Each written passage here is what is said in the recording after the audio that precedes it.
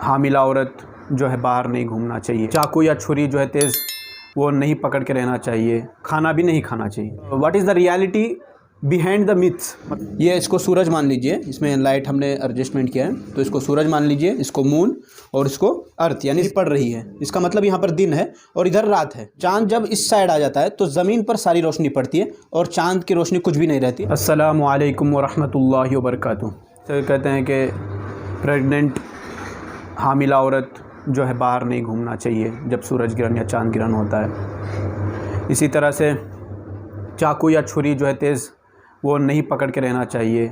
ना जाने क्या क्या लायानी बात जो है फैले हुए हैं। जब सूरज ग्रहण या चांद ग्रहण हो रहा हो तो खाना भी नहीं खाना चाहिए। ये सब बेबुनियाद बातें हैं। इस पहले के ज़माने के जो लोग हैं ये जो बातें कही हैं उन्होंने क्यों कही हैं, इसके हम कारण जानेंगे, इसके हम रीज़न जानेंगे कि अगर कही है इन बातों को तो क्यों कही होगी, इसके बारे में हम जानने की कोशिश करेंगे। लेकिन उससे पहले मैं आपको साइंटिफिक जो रीज़न है उसको कुछ मॉडल के ज़रिए समझा देता हूँ, ठीक है।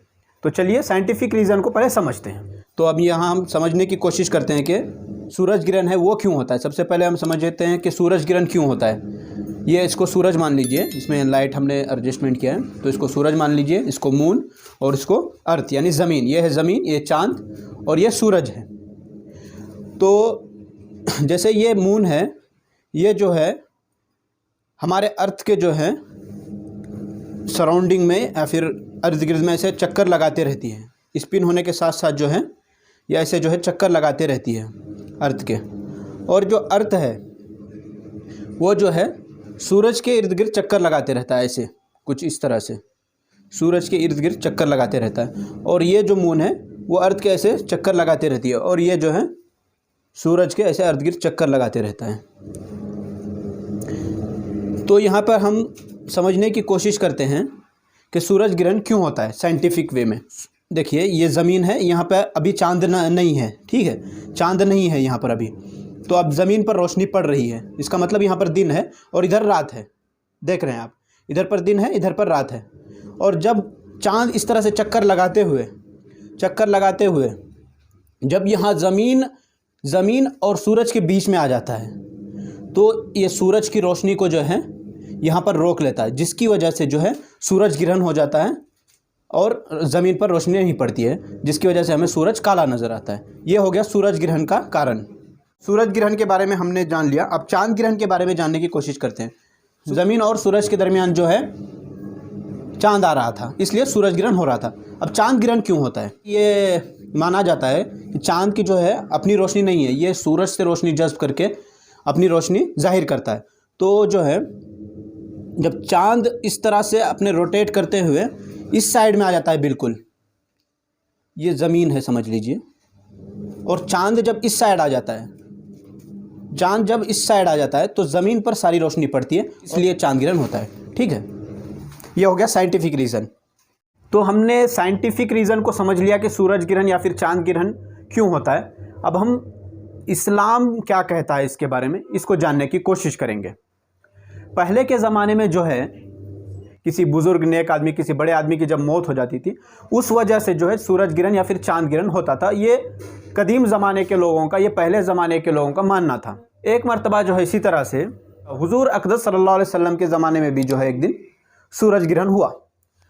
और इत्तेफाक से जिस दिन सूरज ग्रहण हुआ था उसी दिन जो है हमारे नबी अकरम सल्लल्लाहु अलैहि वसल्लम के बेटे साहबजादे हज़रत इब्राहीम रज़ी अल्लाह ताला अन्हु का इंतकाल हो गया।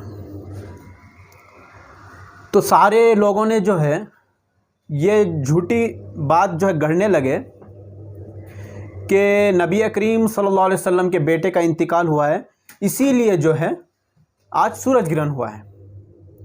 इसके बरअक्स हमारे और आपके प्यारे नबी मोहम्मद सल्लल्लाहु अलैहि वसल्लम ने क्या जवाब दिया, ये सुन लीजिए। सूरज और चांद अल्लाह की निशानियों में से दो निशानियां हैं। किसी की भी मौत की वजह से सूरज ग्रहण या फिर चांद ग्रहण नहीं होता है। और नबी करीम सल्लल्लाहु अलैहि वसल्लम ने जो है सूरज ग्रहण और चांद ग्रहण के मौके पर लंबी नमाज और सदका देने की तरगीब दी है।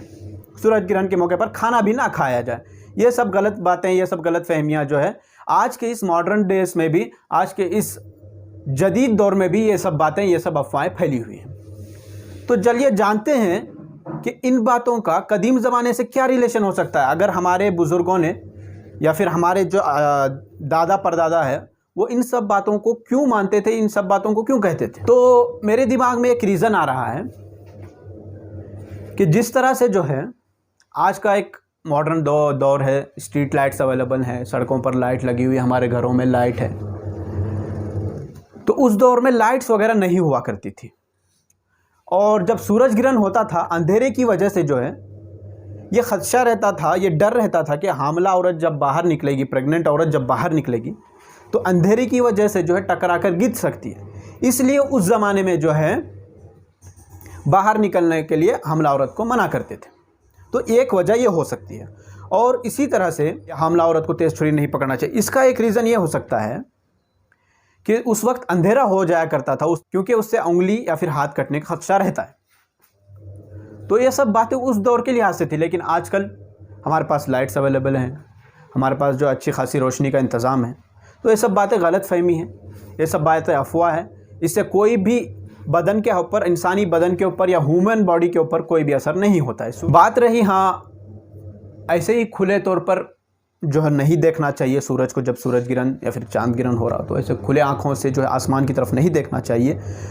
जो उस वक्त की शुआएँ होती हैं वो गैर तबई होती हैं, जो आम तौर से जो शुआएँ होती हैं उससे कुछ हटकर होती हैं, इसलिए वो नुकसान कर सकती हैं आँखों को। इसलिए सूरज को या फिर सूरज ग्रहण के मौके पर या फिर चांद ग्रहण के मौके पर हमें अपने डायरेक्ट आँखों से नहीं देखना चाहिए।